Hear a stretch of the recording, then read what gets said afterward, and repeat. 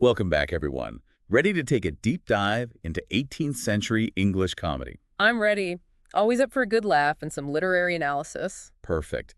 Today we are looking at Sir John Vanbrugh's The Comedy of the Mistake. Oh, Vanbrugh. A master of wit and satire. Absolutely. And we're focusing on the first three acts of the play, along with this really interesting critique by a guy named R. Cumberland. He had some strong opinions about this play, shall we say. Yeah, Cumberland didn't hold back. But before we get into the drama, let's set the stage. What's the basic premise of this comedy of the mistake? Well, buckle up. Imagine a young woman pretending to be a man. Okay, I'm intrigued already. Why the disguise? To inherit a big ol' estate, of course. Classic inheritance shenanigans. Exactly. But there's a twist.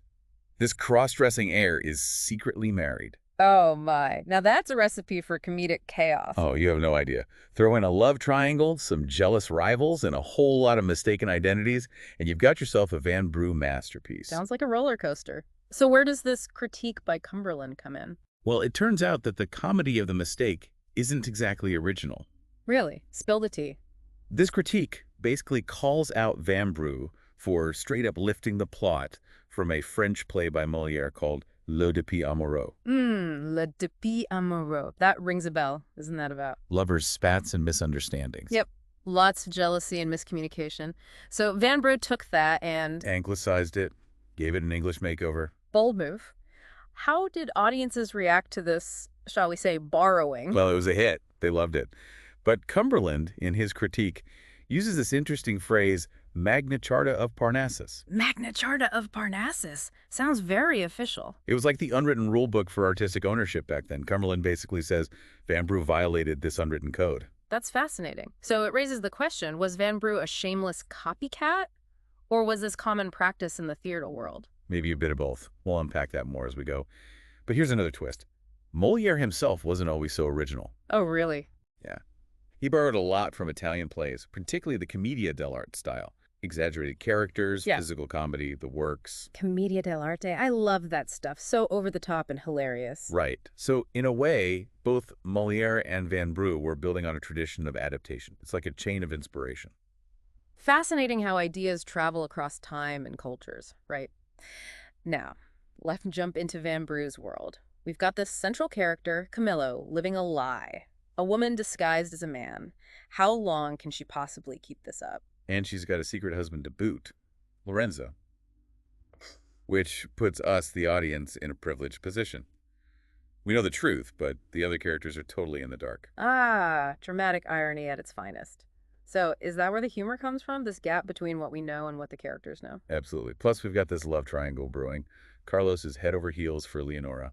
Who happens to be Camillo's sister? Oh, the tangled webs we weave. Right. But Leonora seems completely indifferent to Carlos. Ouch. Poor Carlos. Talk about unrequited love. So what happens? Does he pine away in despair? Not exactly. Instead, he gets consumed by jealousy. Makes sense. It's a comedy after all. We need some over-the-top reactions. Exactly. Misunderstandings abound, particularly when letters get involved. Ah, letters. Classic comedic fodder. Oh, yeah. Leonora sends Carlos a letter, and it ends up in the wrong hands, specifically Lorenzo's hands.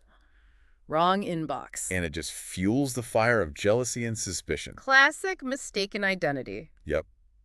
But it's not just the young lovers causing chaos. Leonora's father, Alvarez, constantly clashes with his son's tutor, Metaphrastus. A battle of wits? Sounds entertaining. They're like oil and water. Yeah. Alvarez is all about practicality and straight talk, while Metaphrastus loves his Latin phrases and philosophical tangents. Exactly. And it just highlights how communication can go so wrong, even when people technically speak the same language.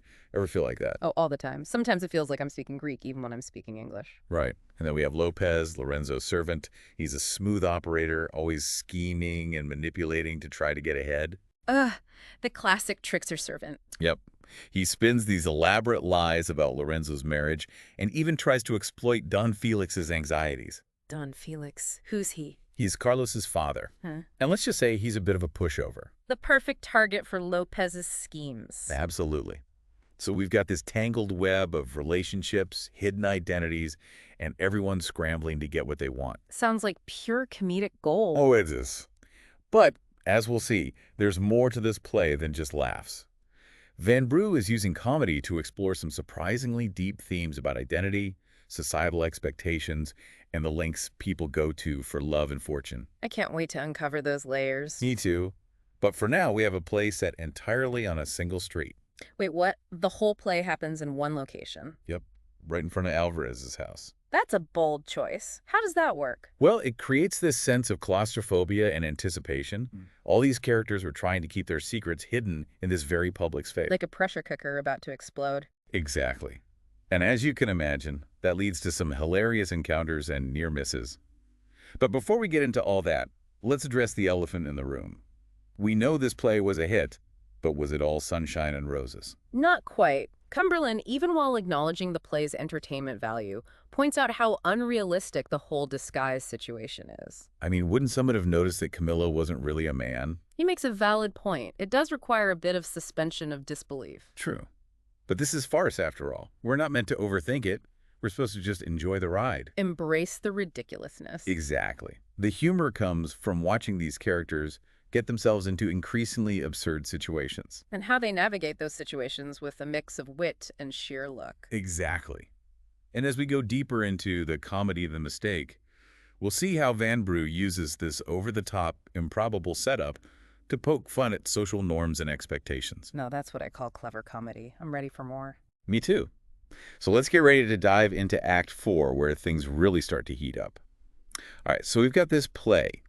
A hit with audiences, even if the whole disguise thing is a bit far-fetched. But that's part of the fun, right? Exactly. It's a comedy. We're supposed to just go with it. Yeah. But what are some of the moments that really showcase Vanbrugh's comedic genius? Well, Act 4 has this incredible scene between Carlos and Leonora. Oh, yeah. They really let each other have it. It's like a verbal duel. They're hurling insults, accusations. And those letters. They're flying back and forth. Like weapons. Yeah. It's brilliant dialogue, so snappy and witty. Yeah. And, of course, we can't forget about the servants. Oh, yeah. Sancho and Jacinta. They get in on the action, too, right? They totally mirror their master's drama. They're throwing cards, snatching wigs, even getting into a brawl. So it's like a play within a play. Exactly. And it highlights how this whole romantic chaos is affecting everyone, even the servants who are supposed to be, below the stairs. Right. But eventually, both couples, they sort of patch things up, don't they? Yeah, it's a classic comedic resolution. Love conquers all, even after all the misunderstandings and hurt feelings. It's like Vanbrugh is saying that even when we're at each other's throats, there's still that spark of affection. Exactly. And that's something we see in real life too, right? How quickly emotions can shift, especially when love is in the mix. Absolutely. It's a reminder that relationships are messy and complicated, but there's always hope. Definitely. But speaking of complicated, let's not forget about Camillo. Oh, right. Still stuck in that web of deceit. She's married to Lorenzo, remember? But everyone else is trying to set him up with Leonora, who they think is Camilla's sister. Talk about awkward. And the stakes get even higher in Act V. Camilla's secret is on the verge of being exposed. Oh, no. What could happen? Well, she could lose her inheritance for starters. Right. Because if she's not a man, she doesn't get the estate. Exactly. Plus, think about the social scandal. It would be devastating in those times. It really makes you think about what Vanbrugh is trying to say about identity, doesn't it? Absolutely. Camilla was forced into this deception because of the rules of society. Right. The laws that favor male heirs.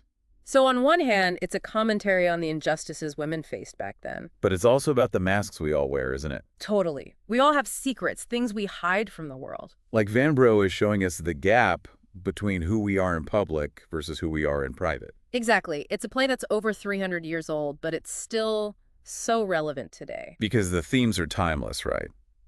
Deception, social pressure, the pursuit of love and money. It's all there. And as we move into Act V, Camillo's world starts to unravel. Oh no. Is it one of the jealous lovers who exposes her? Actually, it's Lopez. Lorenzo's servant. What does he do? Well, he's convinced that danger is everywhere. Lopez. Paranoid. No way. Oh, yeah. And he arms himself to the teeth. I mean, this guy has enough weaponry for a small army. Always prepared, that Lopez. But wait, isn't he supposed to be helping Lorenzo win over Leonora? He is. But he's also terrified of getting caught in the crossfire. So he's trying to protect himself, even if it means sabotaging his master's plans. Exactly. There's this hilarious scene where he tries to warn Lorenzo about a dream he had. A dream. About goose eggs and a blunt knife. What does that even mean? It's Lopez's way of saying, don't go sneaking into Leonora's room. It's dangerous. No Lopez. But of course, Lorenzo doesn't listen, does he? Nope. He's blinded by love and convinced that he's about to have this grand romantic adventure. Oh, the irony. He has no idea what's really going on. Right.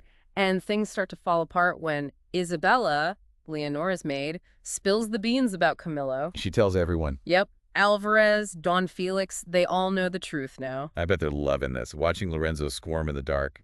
Especially Don Felix. He's actually thrilled about the whole thing. Really? Why? Because now he can finally have Camillo as his daughter-in-law. He even suggests that they play a prank on Lorenzo. A prank? How? By staging a fake family quarrel, just to mess with him. Oh, this is too good. Vanbrugh is a master of keeping us in suspense and then hitting us with these bursts of pure comedy. Exactly. He blends farce, wit, social commentary. It's all there. Yeah. And we're about to witness the climax of all this chaos. Can't wait. Bring on the final act. So we've got Isabella spilling the beans about Camillo. Yeah. But before Lorenzo finds out, there's another twist. Right. A new character enters the scene. Toledo. Toledo. Who's he? This self-proclaimed man of honor. He gets wind of the drama between Carlos and Lorenzo and decides to step in. Is he like a peacemaker? Not exactly. More like he appoints himself Lorenzo's bodyguard, convinced that Carlos is out to get him. Okay, wait. Is this a real threat, or is Toledo just adding to the comedic chaos? Let's just say Toledo's bravery might be more show than go. The guy's a swaggering braggart, sees danger lurking around every corner. So basically, he's more scared than scary. Pretty much. And, of course, Lopez sees an opportunity, tries to bribe Toledo into protecting him, too. Oh, Lopez. Always looking out for himself. Classic opportunist. But amidst all this absurdity, we can't forget about Camillo. Her secret is still hanging by a thread. Yeah, the tension is building. Yeah.